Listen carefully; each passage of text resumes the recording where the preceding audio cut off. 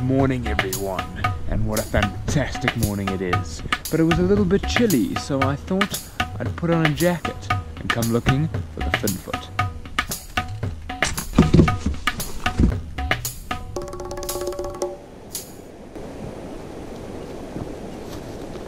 Looks like I've come to my last resort with the Finfoot, the Ghillie Suit. It's time to put this thing in action and see what it can do. I'm going to set up along the river and see what comes my way.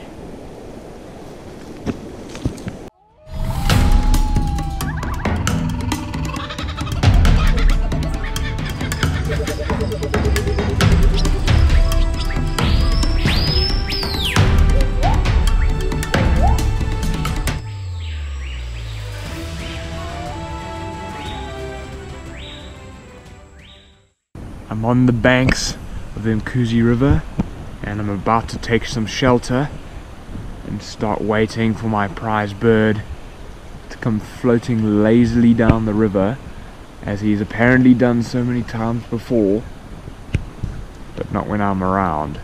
So this time will be hopefully different, and I am going to take roost in that bush over there and see what happens.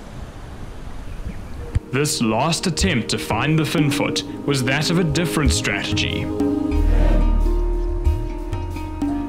Using the camouflage of the ghillie suit, I had turned the hunt for the Finfoot into a waiting game. A single Finfoot's territory is not very large, but can stretch for many miles of river. This becomes their hunting grounds, which they will patrol every day. Ghosting soundlessly from one end to the other in search of food and other Finfoot. All that I had to do was sit perfectly still and blend in with the riverbank. It's 7:15. Been here for about 2 hours and no sign of the Finfoot yet. Staring through a little gap in the bushes, I can see a stretch of river. So if any Finfoot comes through, he's not getting past me. I actually can't turn to look. Is there anything behind me? I could not have chosen a better stretch of river. Its banks lined with thick vegetation, shielding me from the gaze of my target species and the local buffalo and elephant that drink here. The same vegetation offered the cover that a Finfoot so desperately needs to hunt safely, and was a haven for many other small bird species.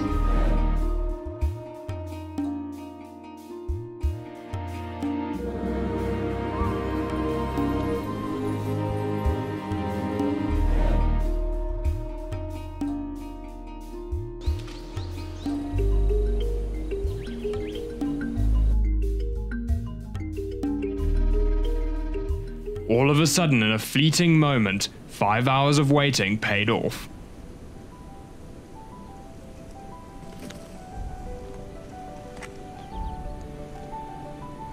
Finfoot just landed.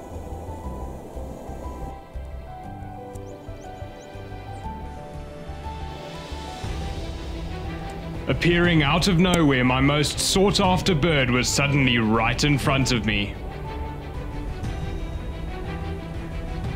Almost completely unnoticed as it picked its way along the opposite bank.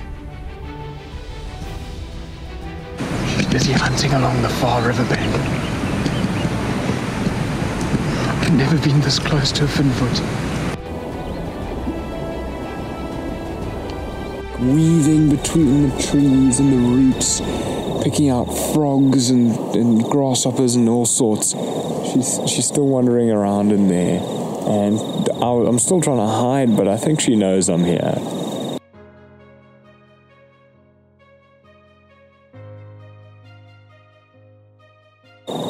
This is incredible. It's not often that I'm speechless.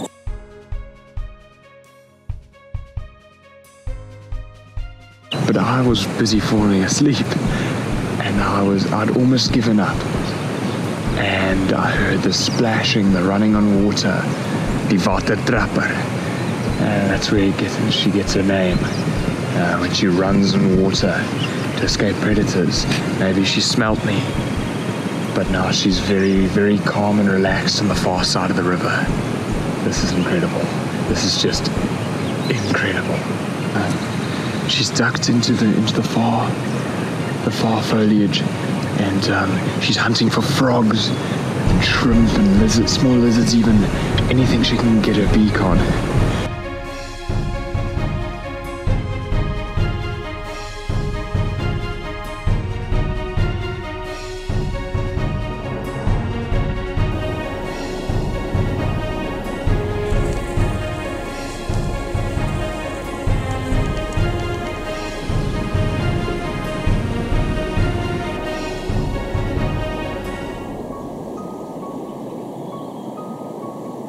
Like a complete wraith of the river, a ghost of Zululand, more legend than bird, and there's one on that side of the river. That is incredible. What a wonderful treasure.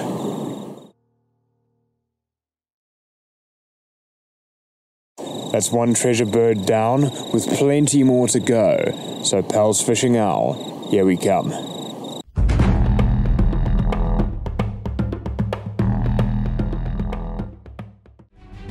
Don't forget to subscribe and keep up with the latest adventures, and read about my greatest journey yet in my book Josh's Big Year, Deserts to Jungles.